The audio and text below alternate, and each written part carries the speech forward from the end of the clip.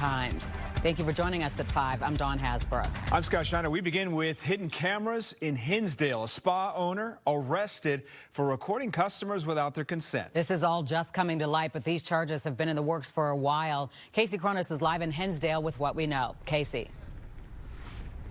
Hey, Dawn and Scott. Over the last year, detectives say they've identified at least 60 victims who were unknowingly and illegally videotaped.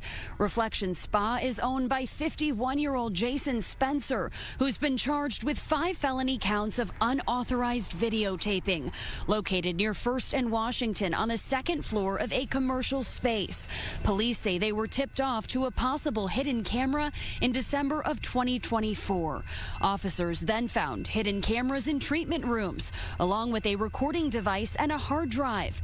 Police Chief Brian King says detectives spent months combing through video and interviewing hundreds of customers. He shares that the victims had no idea they were being filmed. The spa offers massages, waxing services, and other body treatments. Police say they do not believe any other crimes were committed at the business. Hinsdale Village President Greg Hart says when this all came to light, they didn't renew the spa's license, which expired last month. Cybercrime expert Detective Rich Wistocki says this case is a good example of someone coming forward with an anonymous tip. See something, say something, report something, right? So we want to show them basically 5 pieces of evidence.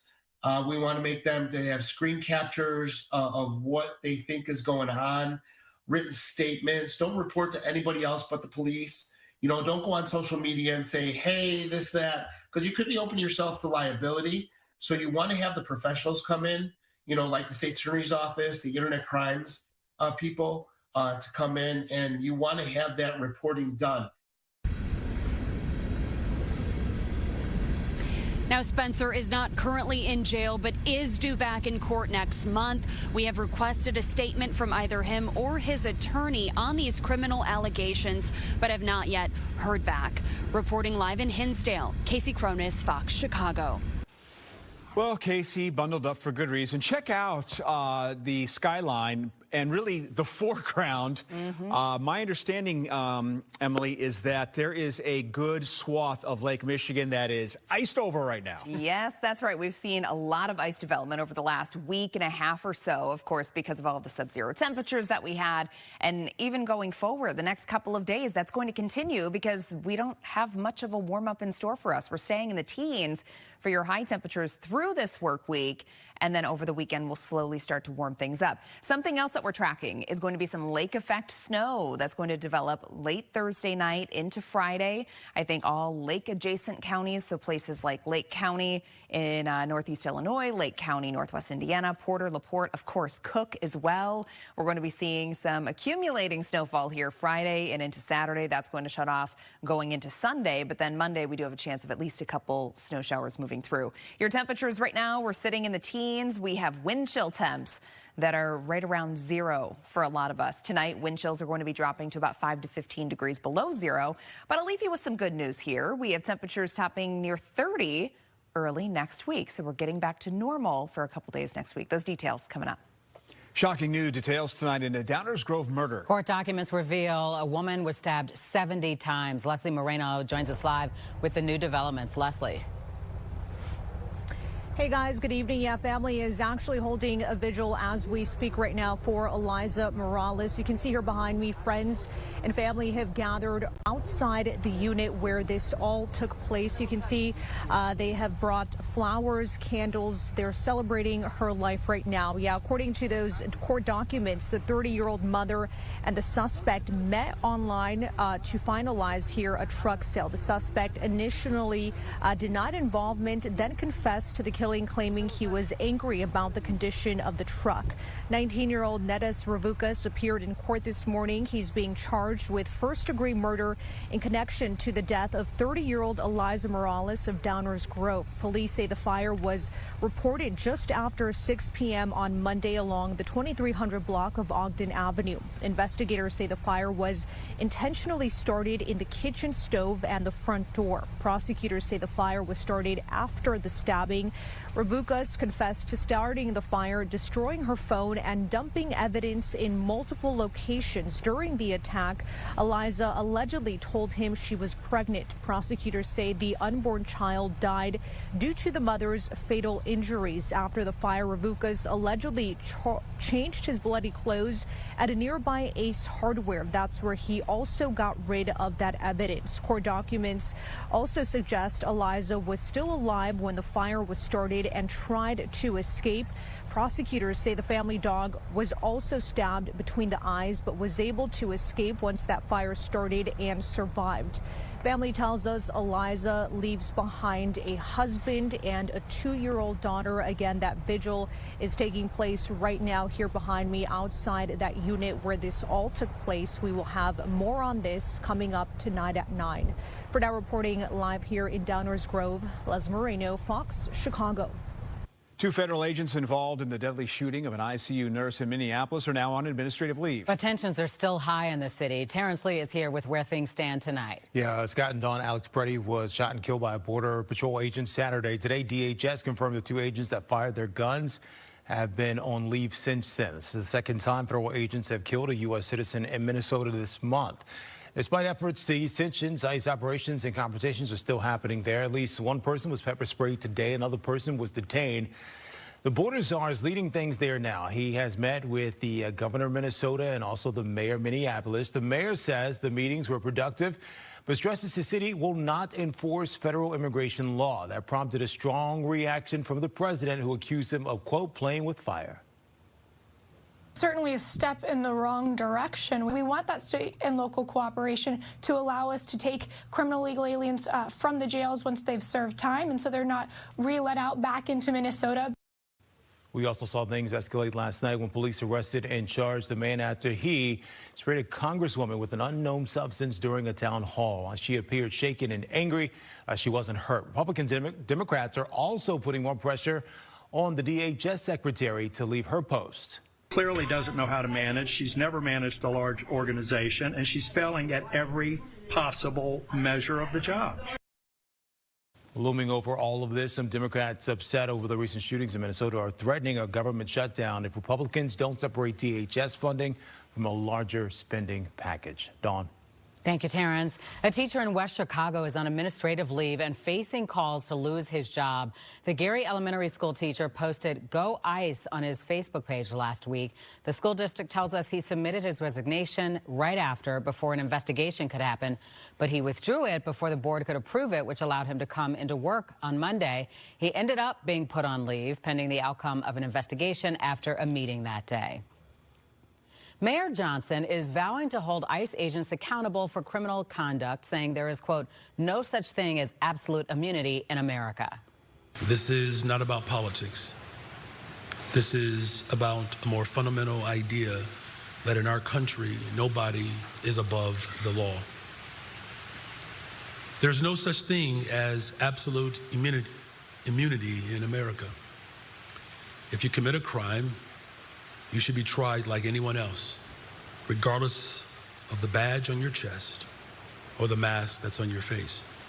Mayor Johnson is in the nation's capital for a winter meeting of the U.S. Conference of Mayors. He was at the National Press Club this afternoon, as you can see. Johnson says Chicago is at the forefront in the blueprint on how to push back against the administration's militarized immigration raids. 25th Ward Alderman Byron Sigcho Lopez also calling for accountability, announcing he's running for Congress. But you won't see his name on the primary ballot this March. Sigcho Lopez is running as an independent to replace retiring U.S. Rep. Jesus Chuy Garcia.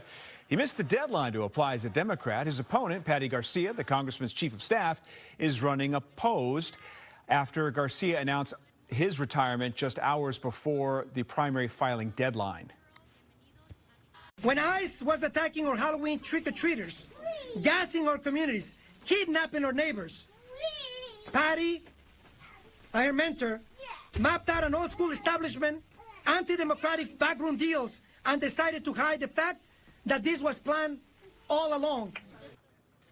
Sigcho Lopez was first elected into his ward in 2019. He currently chairs the city's Council Committee on Housing and Real Estate. Parts of northwest Indiana taking a stance on immigration enforcement. The Maryville Town Council adopting a resolution in opposition to ICE facility warehouses. The vote coming after reports that the government was planning to use large industrial warehouses as immigration processing or detention facilities. Merrillville identified as a potential location for a facility, even though the town didn't get any notice from any federal agency. Council says it decided it was necessary to clearly state the town's position on the matter. The Federal Reserve is going to be leaving interest rates unchanged. Fed policymakers voted to keep the benchmark federal funds rate at its current range of about 3.6%. It had lowered the rate 3 times last year. The central bank says the job market has stabilized and it feels the economy is growing at a healthy pace.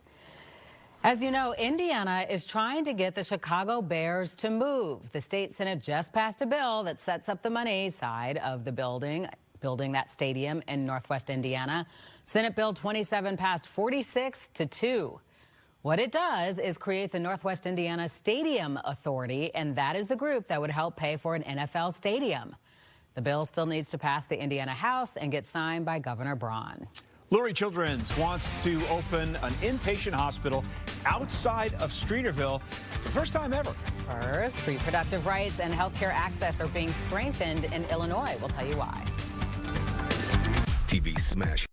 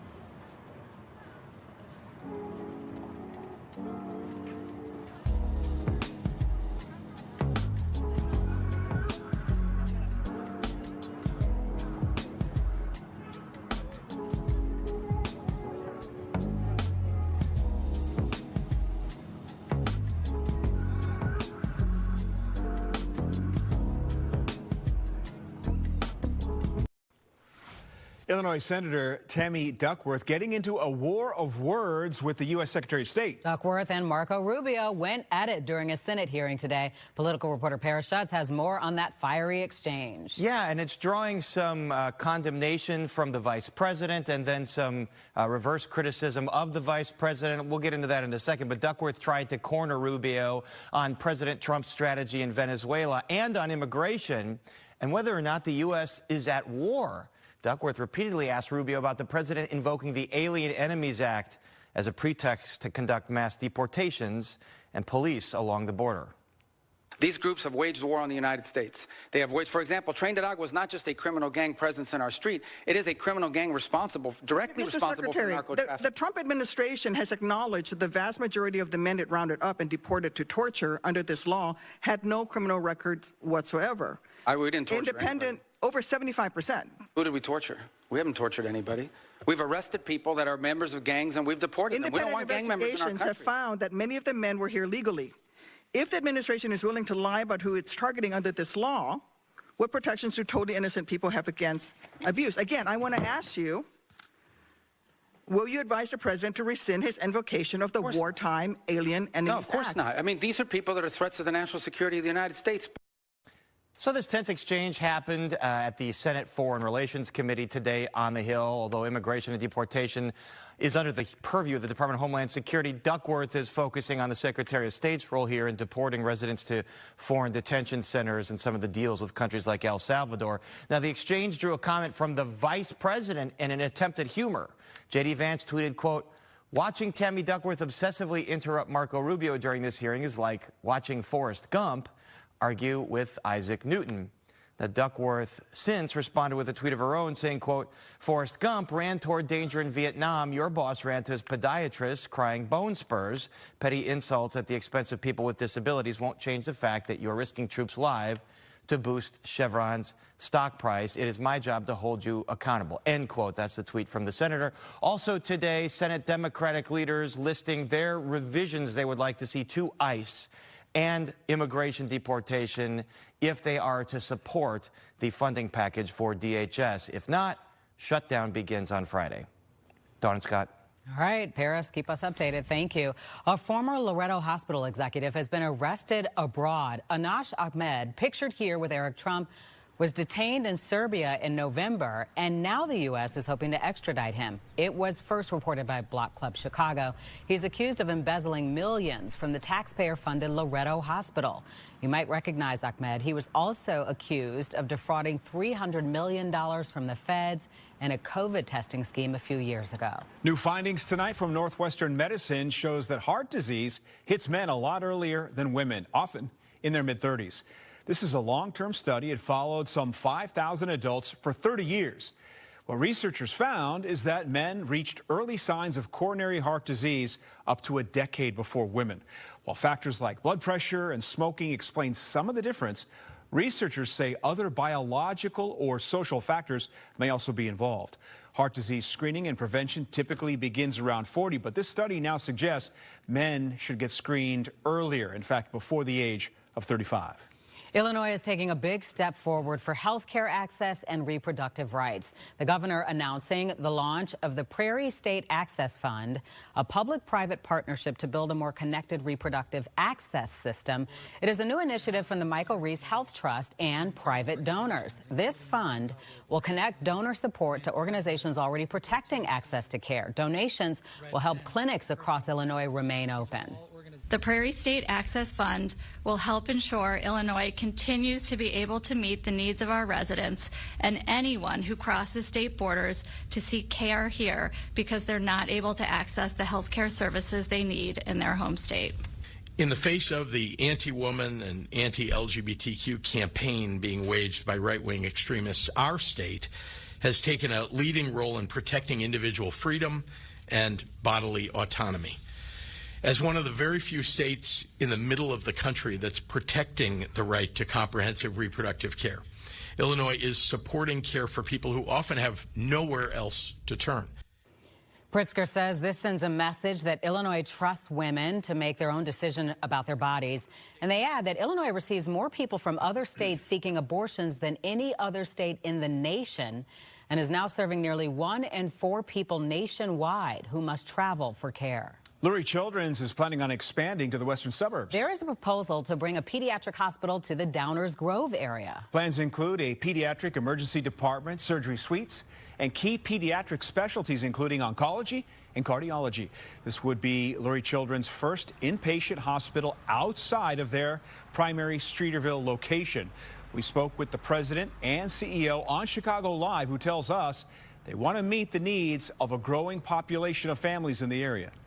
The further you get away from your support group, your family, your extended family, your friends, your church, your school, all of those things that are crucial to the healing process of children and the eventual outcomes of them. It's better that they're closer to that system than not. And so when there's an opportunity to make sure that we can provide the necessary care for the necessary level of illness, we want that done in their community, where they live, where they work, where they play, and where they learn. Plans for this potential new hospital are in the early stages. They still need approval. All right. We talked about this at the top of the hour. Frozen scenes on Lake Michigan today. This is the south side. Oh, it just looks bone-chilling. Whole lot of ice building up. Over the weekend, the Great Lakes were a little more than 43% frozen over. If you didn't know it, Lake Michigan in its entirety has never been covered. Not completely. The closest was back in 2014. But get this, Lake Erie is close. It's 92% frozen over right now. It hasn't frozen over since 1996. Ooh. Yikes. So what we're trying to say is it's really cold out there, Emily. Yeah. Yes, you know, the Great Lakes region has been kind of in this deep freeze now for a couple weeks, and we still have another week or so to get through. Next week, we finally have at least a chance of seeing temperatures rising above the freezing mark, but it even doesn't look like it's going to be prolonged, but still, it gives us something to look forward to after this cold snap. Here's a live view downtown Chicago. Notice we have ice on the river here as well, so very cold. We have temperatures 15 degrees. A westerly wind of 14 miles per hour. That's enough to bring wind chill temperatures down to about 0. Occasionally, we're already starting to see wind chills dropping below 0 for some locations. And tonight, we're going to be seeing those wind chills ranging from 5 to 15 degrees below 0. So very cold again. Temperatures right now, we're sitting at 11 degrees in Woodstock. It's 18 in Gary, 14 in Valparaiso. It's now 13 in DeKalb. Tonight, we're dropping down pretty close to 0 again, almost a repeat of what we had last night and the night before. Many of us dropping down to about 0, wind chills 5 to 15 below. And then tomorrow we're back at it with highs only in the teens. Sunshine on Thursday, but Friday into Saturday we have a lake effect that's going to be bringing accumulating snowfall to parts of the area. We'll be right back.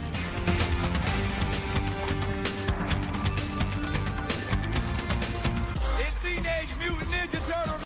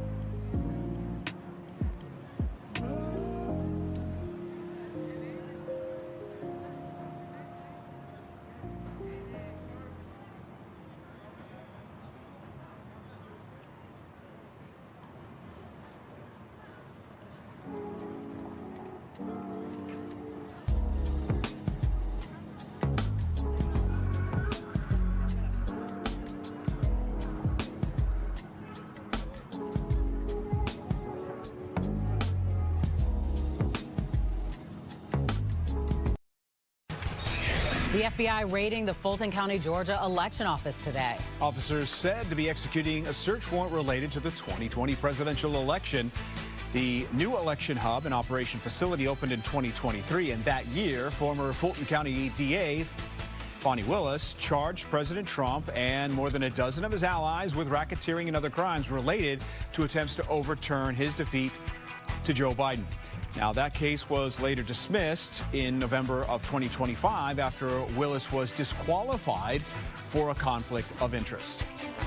An investigation in Las Vegas after a tire falls off a plane during takeoff. The British Airways flight was leaving Monday night when video caught the moment a tire falls to the ground. No one was hurt and there was no damage at the airport. Officials say the plane continued on its way to London, where it landed safely.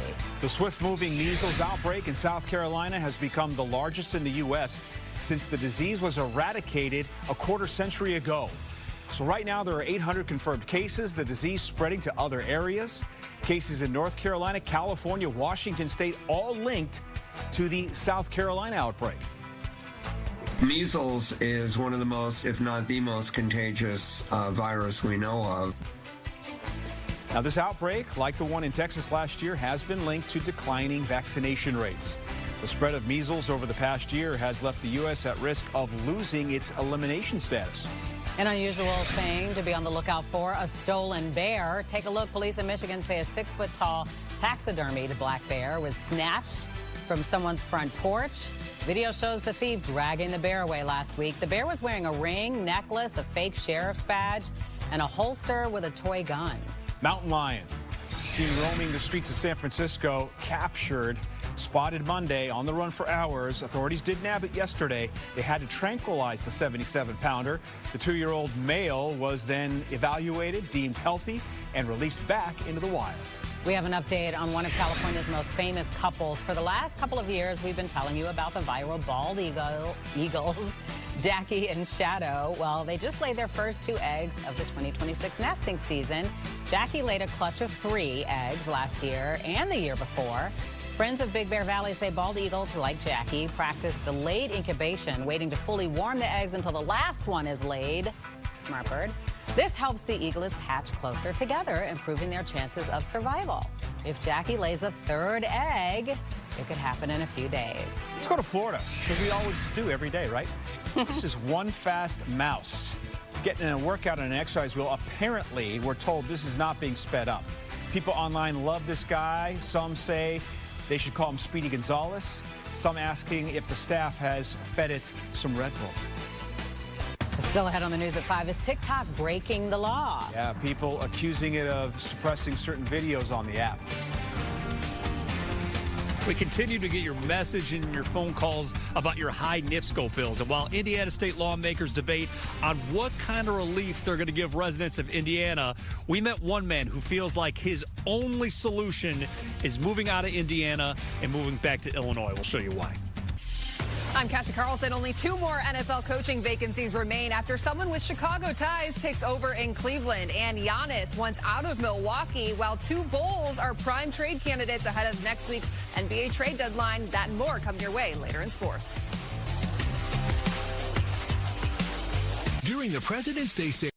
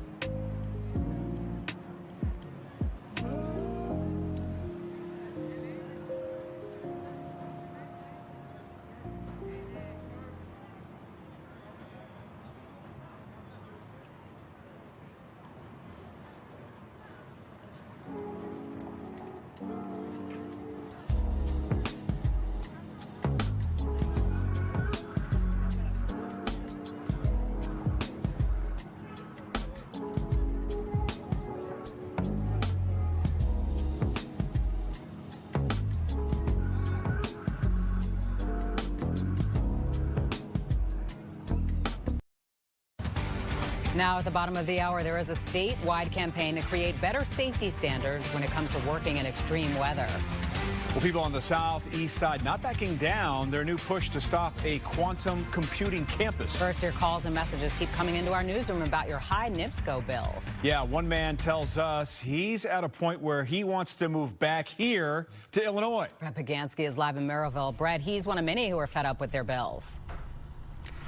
Yeah, they're upset, especially in these recent months of seeing how cold it is, and they're seeing their high NIPSCO bills, and they just don't know how they can afford it, which is why many people are planning on coming here 1 week from today here in Maryville, Indiana, to protest this. So we are standing outside the corporate headquarters for NIPSCO, and then there's another planned protest this coming Sunday at the regional headquarters in Hammond, Indiana. And this is why we're continuing to get a lot of your bills. There's one right here, which is almost $900. Another one where the delivery charge is more than the actual gas they use. So earlier today, we spoke with Lucas Gallup from Maryville, who was on his way to work overnights at Walmart. He has an apartment with his fiance and their 2 children. They pay about $1,500 a month for rent. The recent NIPSCO bill was more than $500, and he said in November it was around $120. So Gallup told me they moved to Indiana because they thought it was going to be able to save them money, and now they're on the verge of moving back to Illinois. At this point, anything counts. I'm trying to work as much hours as I can, and trying to catch up it's stressful. It's stressful. And it feels like I'm not really getting any time to actually be myself, because it's always stress about the bills, the food, just anything money-wise. That's all my brain is on now. Another big reason he's working overnights is because he is able to make a little bit more money, because he's that concerned about his NIPSCO bill. He wants to be able to afford it. But once again, I reached out to NIPSCO for comment about everything, especially the planned protest. I'm still waiting to hear back. Now, on the same day, hours before that, there's a planned protest outside here in Maryville, Indiana. There is a regulatory commission meeting about the billing practices of NIPSCO. That's going to be happening next Wednesday morning in Indianapolis. But for now, we are live in Maryville tonight. Brett Pagansky, Fox Chicago. And here's something else to think about with it being this cold in Illinois. There's no state rules protecting workers from extreme temperatures. So workers and unions just launched a campaign pushing for a bill that would change that. The bill would make employers have plans for dangerous temperatures, water when it's hot, warming areas when it's cold, policies that match the job. And supporters say it's needed because federal data shows more than 33,000 heat injuries between 2011 and 2020. And over 40,000 workplace injuries a year come from ice, sleet, and snow. One person leading this knows the risk firsthand. Before I started at Chicago Jobs with Justice, I was working in the freezers at Walmart. I was working in freezers without PPE that fit me, with gloves that had holes in it, and with no one that cared how long I was in there, how many days in a row I was in there, how many shifts I took in the freezer. So this is personal for me. It would set a statewide floor. It has penalties for violations. Employers could face fines and lawsuits. Workers could refuse dangerous conditions without punishment, too. But some business groups say the record-keeping and lawsuit risk would be too much for small employees. Still, backers say they're pushing to pass the bill this session in Springfield. You can find the full bill, what temperatures trigger the rules, and how it affects different jobs at our website. Scap. All right, Terrence, good stuff. Thanks. So the good news is we're just a few days away from February. The bad news is we're not escaping this deep freeze anytime soon, right? No, it's staying cold this week. Even this weekend, after a warm up comes our way, we're still going to be below average in the 20s. But next week, that's when we start to see a couple chances of being in the 30s. So at least we have that to look forward to. But before we can even get to the 20s this weekend, we have some lake effect to tell you about. We have lake effect that's going to fire up late Thursday night into Friday. And we're looking at accumulating snowfall for a lot of us that are lake adjacent. So that's you in Lake County, Cook County, Lake County, Northwest Indiana. Same thing in Porter and LaPorte. So that's going to begin late Thursday night and then likely last all the way into Saturday. So this is going to be a long duration event.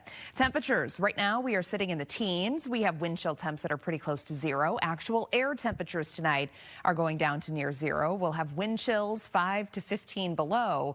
Your 3-day forecast tomorrow, sunny skies, 14 degrees. And then on Friday, of course, we're going to be tracking that lake effect band, 18 degrees for the high, but we are in the 20s. going into the weekend. Now to a mother living in subsidized housing. She says unsafe conditions inside her apartment have gone unaddressed for months. She walked the Fox Chicago crew through the safety concerns inside her apartment. Tia Ewing is here now with that story. Well, Don and Scott, there's a lot of concerns here, and hopefully we can get her some answers tonight with this story. Her name is Nicole S. She didn't want to give her full name, but she did want her voice to be heard. A mother of 4 young kids in low-income housing. She says the conditions inside her Albany Park apartment are putting her family's health and safety at risk. Here it is again. The ceiling is completely leaking. It's coming all the way down here. So all the air peeps through. You gotta... Now it's coming up here. That was some of the mold that she showed us inside that bathroom. A trash bag covers a gaping hole above the apartment's only shower. A temporary fix, she says, that's been left in place. The apartment is located on the 4800 block of North Avers. Nicole showed us the main door used to get in and out of that apartment. It doesn't close properly, allowing cold air and drafts inside. She also points to mold in the bathroom, which she says has triggered asthma attacks and allergic reactions in her 6-year-old daughter. Nicole handed over emails dating back to July of 2025 showing repeated repair requests and a back and forth with maintenance. She says she has also asked to be transferred to a safer unit, but because she does not have a housing voucher, that will require an internal transfer. Nicole says that also hasn't happened. What would you say to somebody that might say, why not move? Where am I supposed to go? How am I supposed to go? Like, it's emotional because I do want to go. I want to leave. Now, the management company told Fox Chicago it could not comment and directed us to contact the Chicago Housing Authority. Of course, we have reached out to CHA and are waiting for a response. Tia Ewing, Fox Chicago. Scott? Tia, thank you for that. After the Chicago Board of Elections rejected a non-binding referendum that would have allowed March primary voters to question the fate of the $9 billion quantum computing campus on the South Side, community activists are refusing to give up the fight. With their sights now set on the November general election, they rallied today, calling on the community to support a new ballot initiative that lets voters consider whether the microelectronics park currently under construction on the site of the old U.S. Steel plant should be relocated in favor of grocery stores, housing, and youth centers. We don't need a quantum facility in our community. We don't need a data center in our community. We need spaces for youth where activities can be held, spaces where people can congregate and learn about job opportunities. The Board of Elections rejected the March ballot initiative earlier this month over what it described as confusing and ambiguous language. TikTok is being accused of censorship after people reported anti-ICE content being suppressed. The company is also facing privacy concerns tonight after the deal to sell U.S.-based operations. The decision to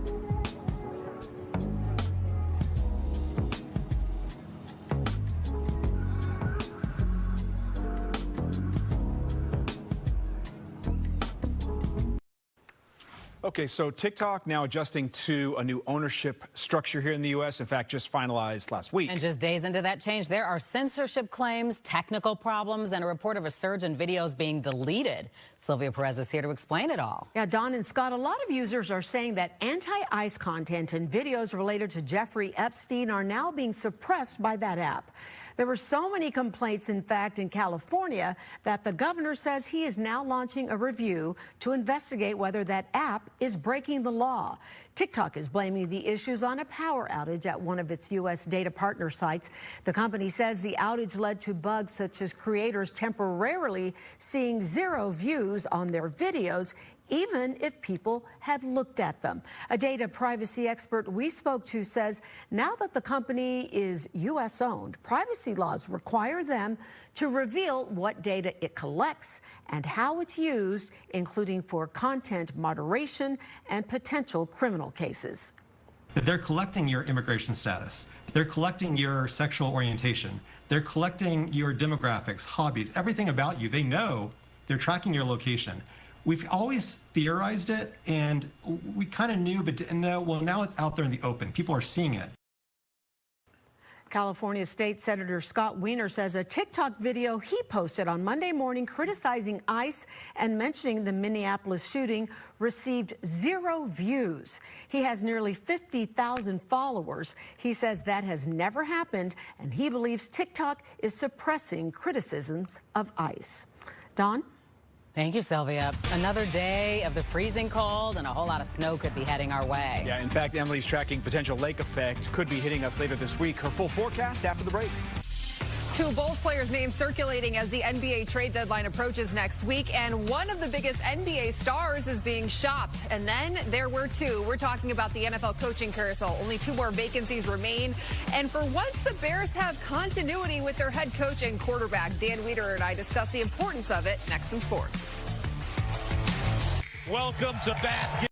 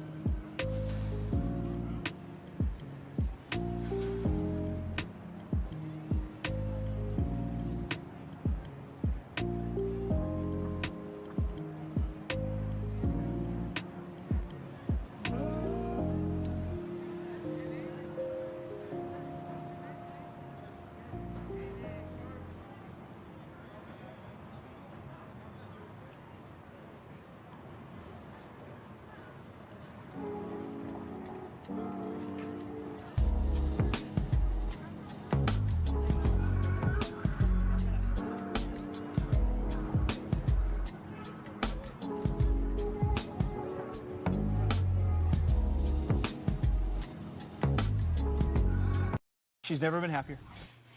Me? About the weather? A lot of people enjoy this weather. I don't know. Some do not, though. And you're expecting more snow, lake effect snow? Yes, more lake effect snow. So on Thursday night into Friday, lasting into Saturday, this is going to be a long duration. Why the weekend, Emily? I know. You know, I'm doing my best, you guys. So yes, we have more snow that is coming our way. We'll have lake effect developing, and it's just going to kind of wobble back and forth between northwest Indiana, northeast Illinois. So we'll dive into those details here in just a moment. First, let's talk about how cold it is. We have temperatures that are in the teens, but it feels much colder. So it's 15 degrees at O'Hare. We're at 18 in Gary, 14 in Valparaiso. It's 11 currently in Woodstock. But once you factor in a breeze, it's feeling like 0 for a lot of us. And then tonight, we're actually looking at wind chill temperatures dropping down to about 5 to 15 degrees below 0. And we're just going to keep that going here for a couple more days. We have high temperatures in the teens again on Thursday. Same thing on Friday. Overnight low temperatures are going to be pretty close to 0. We do have warmer days ahead of us, but still below average. 20s expected Saturday and Sunday. Your average high for this time of the year is 31 degrees. However, I do have 30s in my forecast for at least a couple days next week. So your temperature outlook, this is from February 3rd through the 7th, so getting us through next week. And you'll notice we're kind of in this transition zone. So we're getting out of the bitter cold air, but we are starting to see that warmer air creeping into the west. So that's a good sign around here. I think we're going to start to see temperatures in the 30s returning next week. Satellite and radar, things are quiet for us for right now. They stay quiet overnight. We're going to have mostly clear conditions tonight. Again, wind chill temperatures going down to about 5 to 15 degrees below 0. Through the day tomorrow, we're staying dry, but we'll start to see some lake effect clouds beginning to develop during the evening across northwest Indiana. And then here comes that lake effect. So we're going to have a northeasterly breeze pushing that over into northeast Illinois for the first portion of the day on Friday. The good news about this is that it appears like it's going to continue to kind of stay in motion, meaning that it's not parking itself over the same exact area. But regardless, with a lake effect, you know how it goes. It just really depends on the exact wind direction. So we're going to have to watch for this to park itself over portions of southern Lake Michigan into northwest Indiana Friday night, and that's going to last into Saturday. So accumulating snowfall is expected, especially lake-adjacent counties, places like Lake County in northeast Illinois, Lake County, northwest Indiana, Porter, LaPorte County, and of course Cook County as well. For tonight, 1 degree, we'll have wind chills 5 to 15 below. Tomorrow, 14, sunny skies expected on Thursday. Friday and Saturday, we're dealing with that lake effect. Temperatures are going to be in the 20s over the weekend. And then early next week, we have a chance for a few flurries on Monday, but high temperatures looking a lot better. We're going to be pretty close to 30 by Tuesday. Cassie. Thanks, Emily. The NBA trade deadline is coming up next week. It's February 5th, and the Milwaukee Bucks are listening to trade offers for two-time MVP Giannis Antetokounmpo, who said he's ready for a new home. Reports the Bucks aren't in a rush to trade him. It could also happen this offseason. Well, trade talks are surrounding the Bulls, and they are heating up with the biggest trade candidates being Kobe White and Ayo Dosunmu, since both are on expiring contracts. White is averaging a team-high 19 points per game and has been lights out from 3 over the last 6 games. Dosunmu averaging a career-high 14.5 points per game and shooting a career-high 45% from 3. CHSN's Casey Johnson weighed in on the Bulls' trade deadline possibilities this week on Chicago Sports Tonight.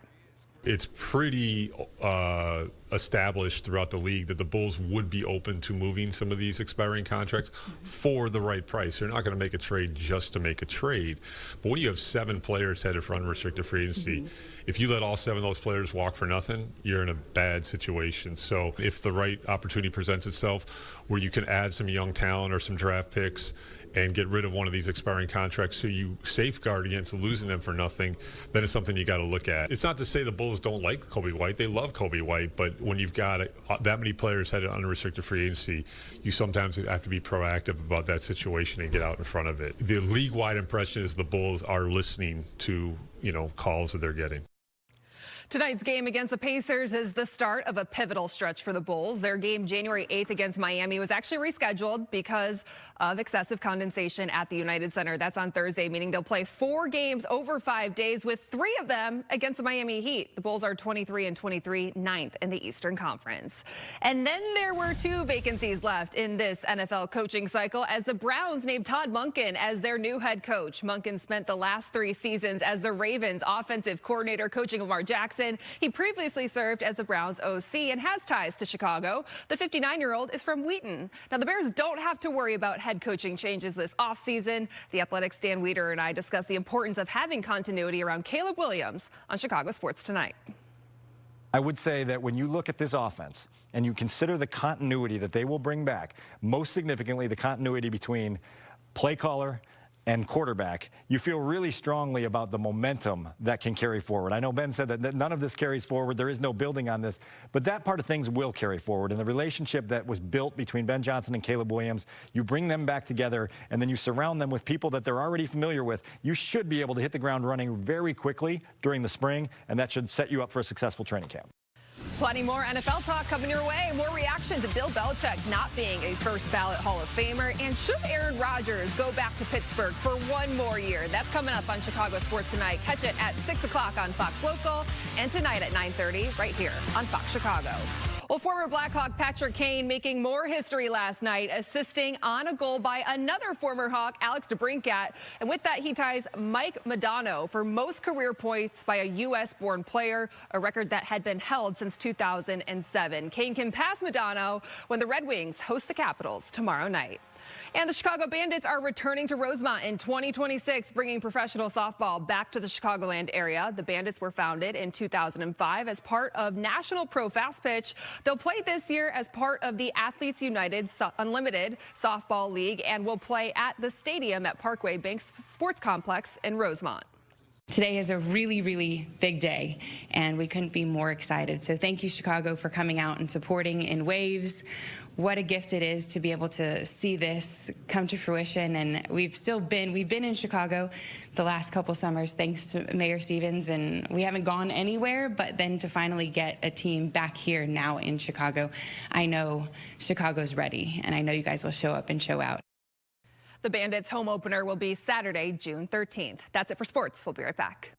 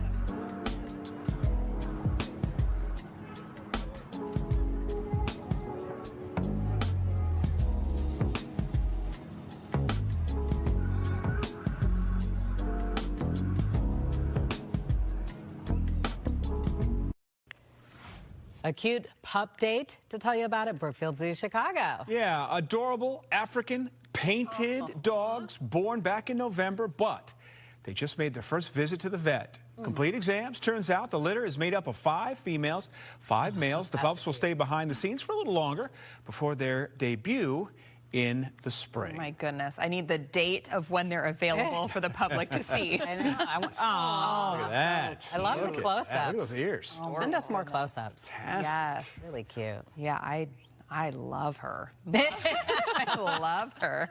All right, 7-day forecast for you tonight. Going to be very cold. We'll have wind chill temperatures 5 to 15 degrees below zero. Actual temps going to be pretty close to zero. Tomorrow, 14 sunny skies. On Friday, we have lake effect snow that's going to be developing. So we could be seeing some accumulating snowfall Friday and Saturday. Then Sunday, we dry out. We're in the 20s over the weekend. Next week, you know, there's light at the end of the tunnel for us. We're looking at temps pretty close to freezing. That's something.